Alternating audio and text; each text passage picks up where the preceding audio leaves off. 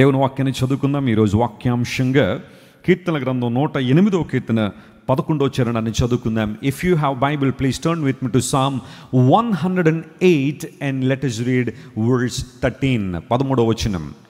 దేవుని వలన మేము శూర కార్యములు జరిగించదము, మా శత్రువులను అణగద్రొక్కువాడు ఆయనే.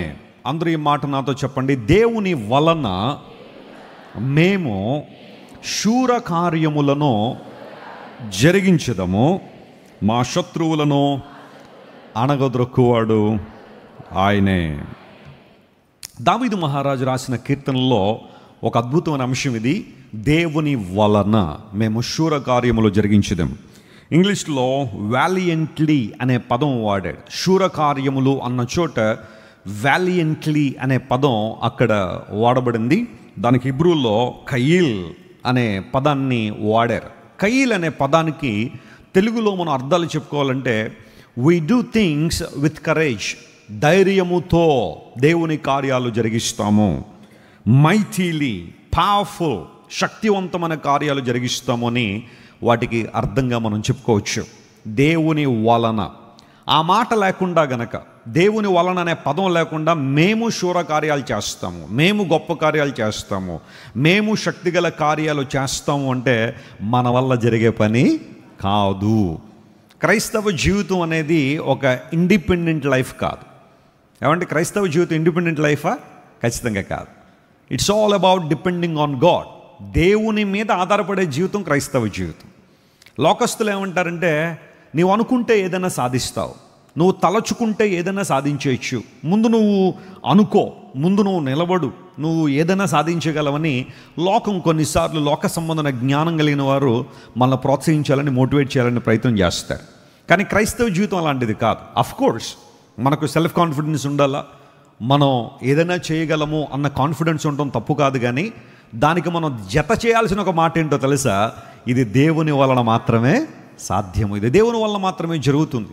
మనం ఏదైనా సాధించగలుగుతున్నాము అంటే, లేదా సాధిస్తాము అంటే, సాధించగలము అంటే అది ఎవరి ద్వారా సాధ్యమో? దేవుని ద్వారా మాత్రమే సాధ్యమో. ఈ విషయాన్ని గుర్తుపెట్టుకో. అందరూ బట్టి దేవుని వలన మేము శూర కార్యాలు జరిగిస్తాం. బైబిల్ గ్రంథంలో మీరు ఎన్నో చోట్ల ఈ మాటను చూస్తూ ఉంటారు.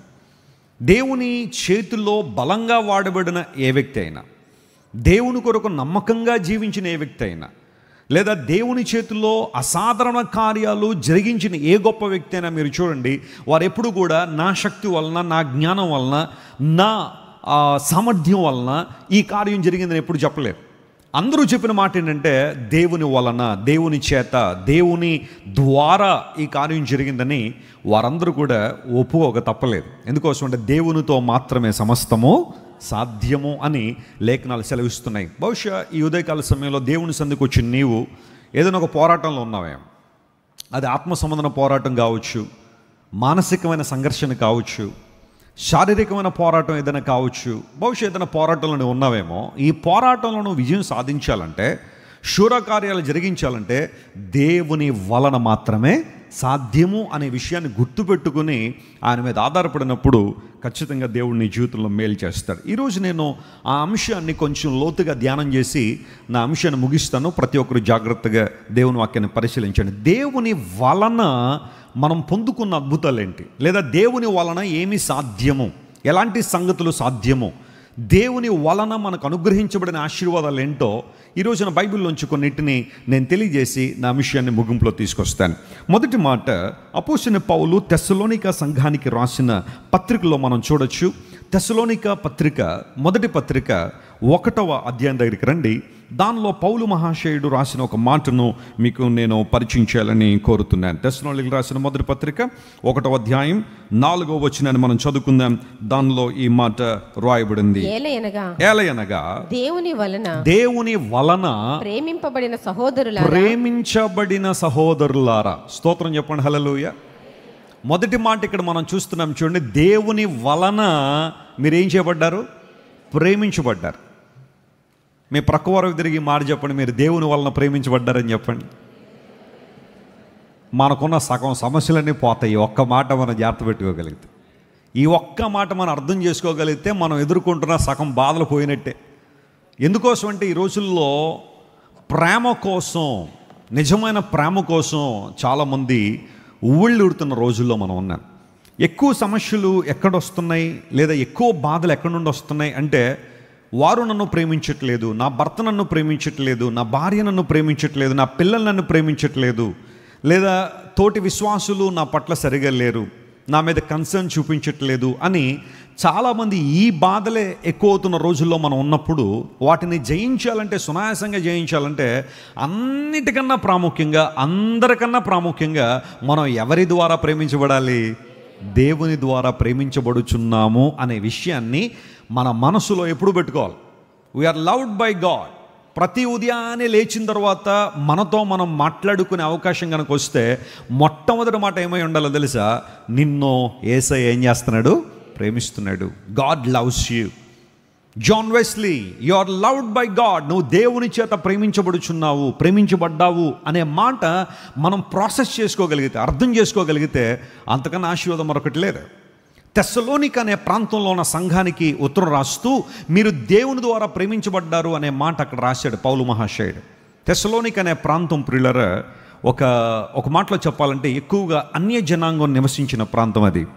గ్రీకులు చాలా ప్రాముఖ్యమైన స్థానాన్ని తెస్సలోనిక ప్రాంతంలో వారు కలిగి ఉన్నారు. ఒక చిన్న చరిత్ర ఏంటి అంటే, తెస్సలోనిక అనే ఆ ప్రాంతానికి పేరు ఎలా వచ్చింది అని కనుక పరిశీలన చేస్తే దాని వెనకాల ఒక చరిత్ర ఉంది. చూడండి, కొన్నిసార్లు కొన్ని ప్రాంతాలకు పేర్లు పెడతారు. ఆ పేర్లు వెనకాల ఏముంటాయి? చరిత్ర ఉంటుంది కదా. మన రాజమండ్రి కూడా ఒక చరిత్ర ఉంది. రాజమహేంద్రవరం అని ఎలా పేరు పెట్టారని ప్రశ్నిస్తే, పూర్వదినాల్లో మన ప్రాంతాన్ని రాజరాజ నరేంద్రుడని ఒక ఆయన ఏం చేసేవాడు? పరిపాలన చేసేవాడు. కాబట్టి ఇప్పుడు రాజమండ్రికి ఆ పేరు వచ్చిందని. అలా రకరకాల పేర్లు. ఇప్పుడు హైదరాబాద్ ఉంది, ఆ తర్వాత సికింద్రాబాద్ ఉంది. ఆ రెండింటిని ఏమంటారు? జంట నగరాలు అంటారు. ఎక్కడి నుంచి ఆ పేర్లు అంటే, పూర్వదినాల్లో హైదర్ అండ్ సికిందర్ అనే ఇద్దరు బ్రదర్స్ ఉండేవారు. వారిద్దరు పేర్ల మీద హైదరాబాద్ అండ్ సికింద్రాబాద్ అనే పేరు. చెన్నై మహానగరం ఈరోజు మనం పిలుచుకున్న, పూర్వదినాల్లో దాన్ని మెడ్రాస్ అని పిలిచేవారు. ఇప్పుడు దాన్ని చెన్నకేశవ అనే ఒక వ్యక్తి ఆ ప్రాంతాన్ని పరిపాలన చేసేవాడు. అక్కడ నుంచి చెన్నై అనే నగరం అక్కడ వచ్చిందని చరిత్రకారులు చెబుతున్నారు. అలా ఒక్కొక్క ప్రాంతానికి ఒక్కొక్క పేరు కొంతమంది వ్యక్తులను ఉద్దేశించి పెట్టినట్టుగానే తెస్సలోనిక అనే ప్రాంతానికి పూర్వదినాల్లో అలెగ్జాండర్కి ఒక హాఫ్ సిస్టర్ ఉండేది. హాఫ్ సిస్టర్ అంటే ఫాదర్ ఒక్కడే కానీ తల్లులు వేరై ఉండొచ్చు. వారిని హాఫ్ బ్రదర్ లేదా హాఫ్ సిస్టర్ అని పిలుస్తూ ఉంటారు. ఆ హాఫ్ సిస్టర్ ఒక ఆమె ఉండదు, ఆమె పేరు సలోనిక. అలెగ్జాండర్ చెల్లెలి పేరు సలోనిక. అలెగ్జాండర్కి తన సిస్టర్ అంటే చాలా ఇష్టం. కొంతమంది అన్నయ్యలు ఉంటారు చూడండి, వాళ్ళకి చెల్లెలు అంటే చాలా ఇష్టం, లేదా అక్కలంటే చాలా ఇష్టం కదా. తోబుట్టువుల మీద చాలా ప్రేమ ఉంటుంది. అలాగే అలెగ్జాండర్ కూడా తన చెల్లెలంటే బాగా ఇష్టపడి ఆ ప్రాంతాన్ని గెలుచుకున్న తర్వాత ఆ ప్రాంతానికి తన చెల్లి పేరు మీద తెస్సలోనిక అనే పేరు పెట్టాడు. సలోనిక అనే పేరు ఆ ప్రాంతానికి పెట్టాడు. అప్పటి నుంచి తెస్సలోనిక అని ఆ పేరు అక్కడ కంటిన్యూ అవుతూ ఉంటే, దేవుని సేవకులు ఆ ప్రాంతంలో అడుగుపెట్టి సంఘం స్థాపించబడిన తర్వాత అక్కడ పౌలు మహాశయుడు ఈ ఉత్తరంలో మీరు దేవుని చేత ప్రేమించబడ్డారు అనే మాట తెలియచేయడం అంశం ఏంటో తెలుసా? తెస్సలోనికలో ఉన్న వారందరికీ కూడా వాళ్ళ పేరు తెలుసుకోగానే, వారి ఊరి పేరు తెలుసుకోగానే అలెగ్జాండర్ తన చెల్లెలను ప్రేమించిన ప్రేమ గుర్తుకొస్తుంది అందరికీ. ఎంత ప్రేమించకపోతే, తన చెల్లెలంటే ఎంత ఇష్టం ఉండకపోతే కొన్ని పట్టణాలకు ఆ పేరు పెట్టాడని చెప్పి ఆ పేరును ప్రస్తావించిన ప్రతిసారి a love between a brother and sister, ఒక అన్నయ్యకు చెల్లికు మధ్య ఉన్న ప్రేమను తెలియజేస్తున్నప్పుడు పౌలు మహాశయుడు ఆ మాట అక్కడ ఎందుకు రాశాడో తెలుసా? అన్నదమ్ముల మధ్య ఉన్న ప్రేమ కన్నా, అక్క చెల్లెండ్ల మధ్య ఉన్న ప్రేమ కన్నా, అన్నా చెల్లెల మధ్య ఉన్న ప్రేమ కన్నా, లేదా అక్క తమ్ముళ్ళ మధ్య ఉన్న ప్రేమ కన్నా, భార్యాభర్తల మధ్య ఉన్న ప్రేమ కన్నా, స్నేహితుల మధ్య ఉన్న ప్రేమ కన్నా, లేదా ప్రేమికుల మధ్య ఉన్న ప్రేమ కన్నా గొప్ప ప్రేమ దేవుని ప్రేమ. గట్టిగా చప్పట్లు కొట్టి దేవుని మహిమపరచండి. హల్లెలూయా.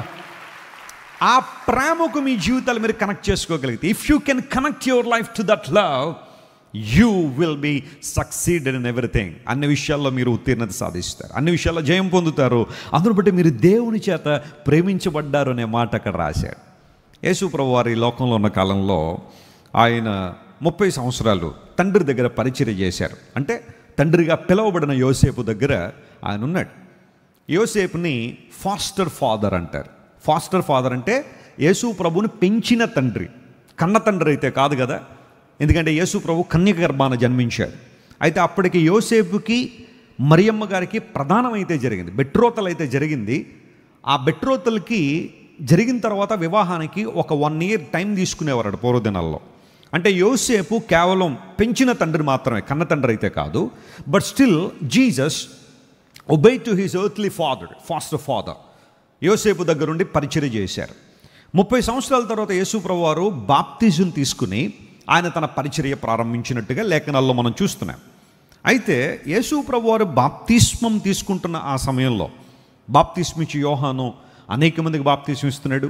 యేసు ప్రభువు వారు కూడా ఆయన దగ్గరికి వచ్చి నాకు బాప్తిజం కావాలని అడిగారు. అప్పుడు యోహాన్ అన్నాడు, వాస్తవానికి నీ ద్వారా నేను తీసుకోవాలి కదా, నా ద్వారా నీవు తీసుకోవడం ఏంటి అంటే, యేసు ప్రభు చెప్పిన మాట, నీతి యావత్తు ఇలాగేం చేయాలా, జరగాలి. ఎందుకంటే దేవుడు నియమించిన కొన్ని విషయాలు అలా జరగాల్సిందే. అందును బట్టి నువ్వు చేయనగానే బాప్తిస్మం ఇచ్చి యోహాను యేసు ప్రభు వారికి బాప్తిస్మం ఇచ్చాడు. యేసు ప్రభు నీళ్లలోంచి బయటకు వస్తున్నప్పుడు జరిగిన అద్భుతం ఏంటంటే, పరలోకము నుండి ఒక స్వరము, అద్భుతమైన స్వరం వినబడింది. ఈయన నా ప్రియ కుమారుడు, ఈయన యందు నేనేం చేస్తున్నానో ఆనందిస్తున్నాను అనే స్వరం రావడం. పరిశుద్ధాత్మ దేవుడు పావురాకారంలో యేసుక్రీస్తు ప్రభు మీదకి దిగి రావడం. త్రిత్వాన్ని గురించిన ఉనికి అక్కడ మనకు కనబడుతుంది. దేవుడు ఒక్కడే ఉన్నాడు, అయితే ఆయన తండ్రి కుమార పరిశుద్ధాత్మగా ఉన్నారని లేఖనం సెలవిస్తున్న రీతిగా ఆ త్రిత్వాన్ని అక్కడ మనం చూస్తాం. తండ్రి యొక్క స్వరము, పరిశుద్ధాత్మ దేవుడు రావడం యేసుక్రీస్తు ప్రభు వారి యొక్క బాప్తిజంలో మనం చూస్తున్నప్పుడు, ఆ బాప్తిస్మ కార్యక్రమం అయిపోయిన తర్వాత యేసు ప్రభువారు ఆత్మ చేత అరణ్యంలోనికి కొనుపోబడ్డారని బైబిల్లో రాయబడింది. ఆయన సుమారుగా 40 రోజులు ఆయన ఉపవాస ప్రార్థన చేసిన తర్వాత ఇప్పుడు శోధన ప్రారంభించబడింది. టెంప్టేషన్ అనేది స్టార్ట్ అయింది. అపవాదికున్న ఒక పేరు ఏంటంటే, హీ ఈజ్ ఎ టెంప్టర్, శోధకుడు అని బైబిల్లో ఉంది. టెంప్ట్ చేస్తాడు. యేసుక్రీస్తు ప్రభు దగ్గరికి వచ్చి అపవాది శోధించడం ప్రారంభించాడు. మొట్టమొదటి శోధన ఏంటో తెలుసా? రొట్టెల గురించిన శోధన, శరీరాశ అనే శోధన తీసుకొచ్చాడు. ఆ శోధన ఎలా ఉంది అంటే, నీవు దేవుని కుమారుడు అయితే ఈ రాళ్ళు రొట్టెలగినట్టుగా ఆజ్ఞాపించవచ్చు కదా. Is it too hard for you to turn these stones into bread? ఈ రాళ్ళు రొట్టెలుగా మార్చుకోవడానికి పెద్ద కార్యమా, పెద్ద పనా? నీకు ఆకలి అవుతుంది కదా, నీకేదైతే లేదో అక్కడే శాతాను శోధన ఎక్కువగా ఉంటుంది. అందును బట్టి ఈ విషయంలో జాగ్రత్తగా ఉండాలి. నీకేదైతే కొరతగా ఉందో, ఏదైతే నీకు అందట్లేదో, ఏదైతే నీకు దొరకట్లేదో, ఏదైతే నీకు కొరతగా అనిపిస్తుందో అక్కడే అపవాదిని ఏం చేస్తాడు? శోధిస్తాడు. ఆకలి అవుతుంది కదా, ఈ రాళ్ళు రొట్టెలుగా మార్చుకుని తినేయచ్చు కదా అని యేసు ప్రభు చెప్పిన ఆ సందర్భంలో అంతకుముందు మాటలు మనం చూస్తే, అంటే మీరు ఇంటికి వెళ్ళిన తర్వాత చదవండి, ఇవన్నీ నేను రెఫరెన్స్లు చూపించిన సమయం లేదు. కానీ మాథ్యూ చాప్టర్ 3 ఆ చివరి వచనాలన్నీ మీరు చదువుతుంటే, మత్తయి సువార్త 3వ అధ్యాయం చివరి వచనంలో పరలోకము నుండి చెప్పబడిన స్వరం ఏంటి అంటే, ఈయన నా ప్రియ కుమారుడు. చెప్పండి, ఏ కుమారుడు అంటే ఈయన? ప్రియమైన కుమారుడు. హీఈస్ మై బిలవెడ్ సన్ అనే మాట అక్కడ ఉంది. మీరు మత్తయి సువార్త 4వ అధ్యాయ ప్రారంభంలో చదివితే అపవాది యేసు ప్రభువును శోధిస్తే ఉన్నాడు తెలుసా, నీవు దేవుని కుమారుడు అయితే అన్నాడు.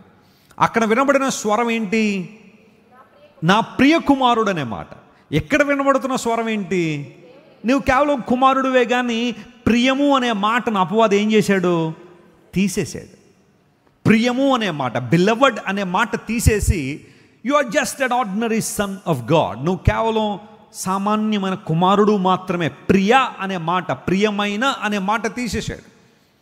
అపవాది యొక్క ట్రిక్ ఏంటో తెలుసా? అపవాది యొక్క స్కీమ్ ఏంటో తెలుసా? వాడి తంత్రం ఏంటో తెలుసా? నువ్వు దేవుని చేత ప్రేమించబడుతున్నావని తెలుసుకున్న ప్రతిసారి, తలచుకున్న ప్రతిసారి విజయం నీదే. హల్లెలూయా. ఆ మాటను మరుగు చేస్తే విజయం ఎవరిదన్నమాట? అపవాది.